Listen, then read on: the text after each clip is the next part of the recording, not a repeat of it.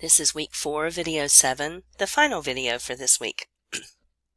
And I want to talk about change through a couple of different paradigms. And this can be change through colonialism, which we've discussed, tourism, modernization, industrialization, globalization, as we'll discuss next week. Any of these great moments of cultural change, and especially contact between two different cultures. And anthropologists tend to either see these changes as productive, meaning that they emphasize the new cultural forms that come out of this moment of change, or as destructive, emphasizing what has been destroyed, what cultural forms have gone away because of this moment of change. Now, it may seem as if this is saying change as good or change as bad, but that's not true. It's not meant to be normative. Destructive change can be good, and productive change can be bad.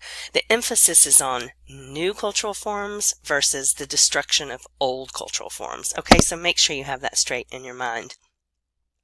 And again, we're talking about all different kinds of change that can be analyzed as productive or destructive.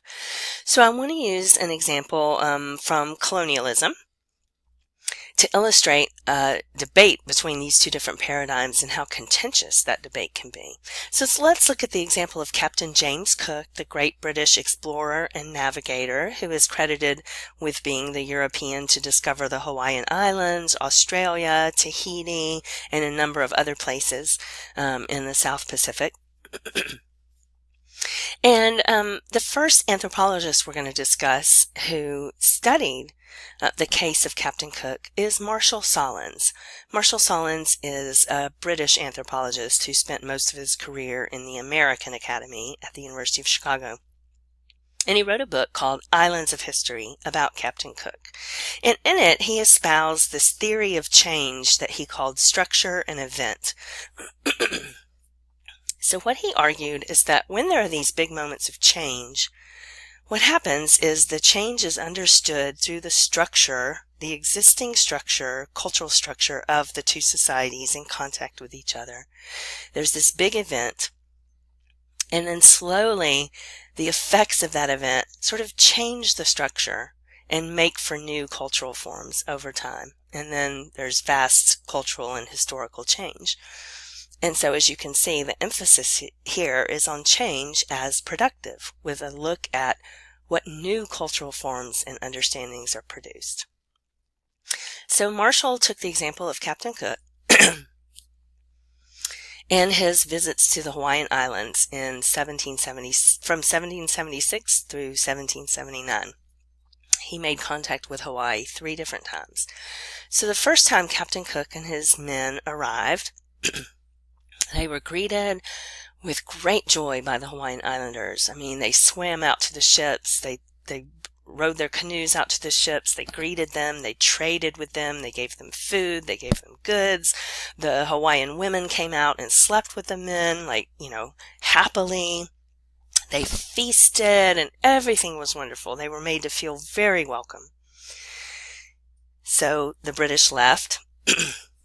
They came back sometime later, and they got a little bit more of a mixed reaction. Kind of like, what are y'all doing here? But, okay, it's strange that you're here, but now that you're here, I guess we'll welcome you as we did before. So there was again the feasting, the partying, the sex, but in a more subdued manner. And then it was time for the British to leave, and the Hawaiian Islanders kind of said, all right, we're glad you're leaving. It's time for you to leave. And they left, but then there was a problem with one of their sails, and they came immediately back. And this time, the Hawaiians were not happy to see them. They did not get a good welcome, and the relationship between the Hawaiians and the British was pretty contentious. And then one fateful day in February of 1779, on the beach, Captain Cook was murdered by the Hawaiian Islanders, and several of his other men were killed. Okay, so this is what happened, according to Marshall Sahlins, who says, then we can explain this through structure and event. So the reason the Hawaiians killed Captain Cook is that when he first arrived, the first time, he arrived during the festival of Lono. And the Lono is the Hawaiian god of productivity, fertility, all good things. So they're in the middle of the festival. Cook arrives in a ship, just like Lono does. And the Hawaiians accepted that Cook was their god, Lono, and they worshipped him, and they feasted him in the same way they would feast Lono. So that explains the warm reception. And then the British left, and they came back, and the Hawaiians were at a different point in the ritual cycle.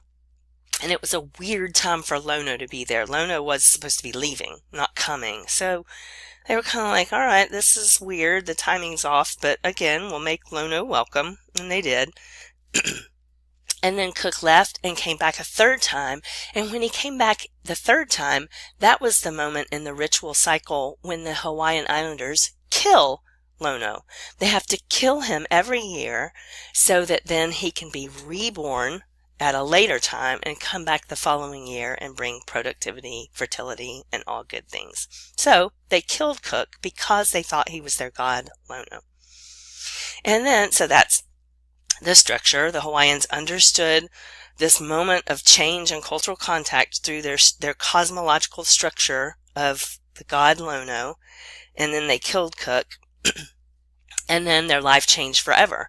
You know, the British came back, they were the enemies of the British, and, you know, Hawaiian history changed from that time on.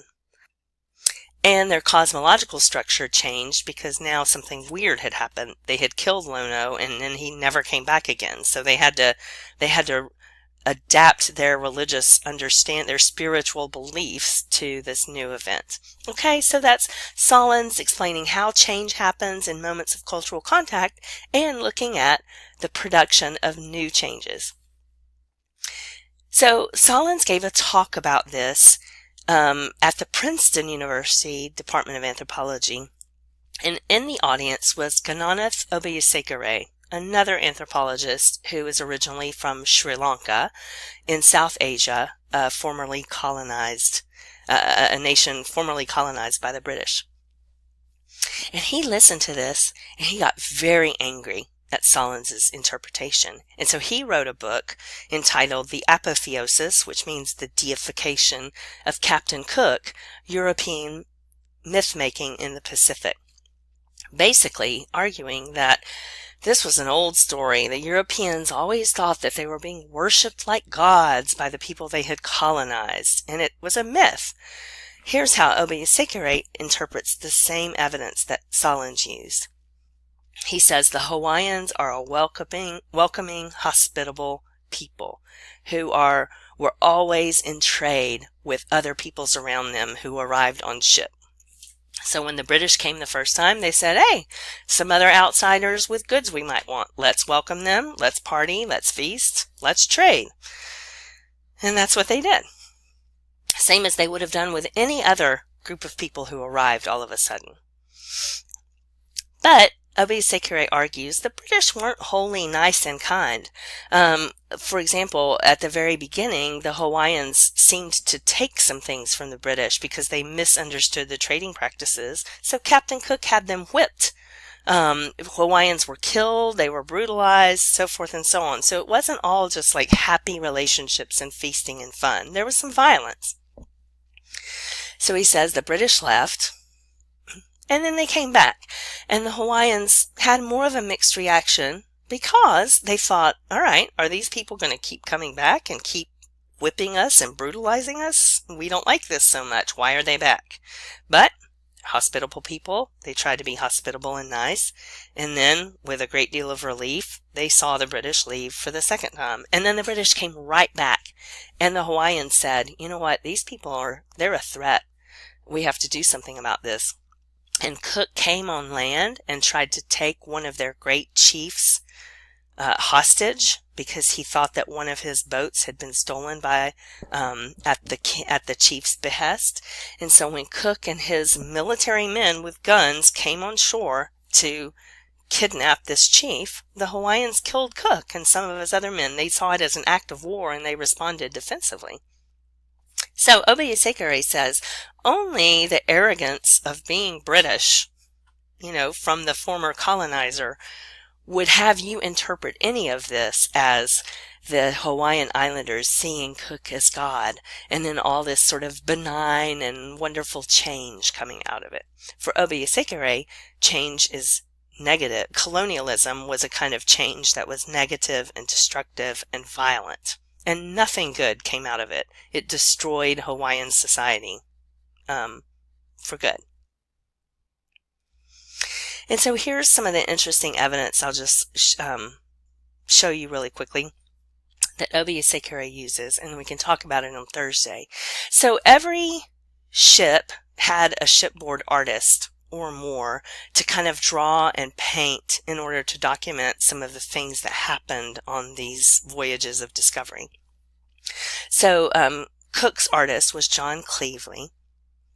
And what would happen is the artist would draw and paint and then come back to Britain at the end of the expedition and continue to draw and paint and reproduce his work. And then other artists would take it and reproduce it.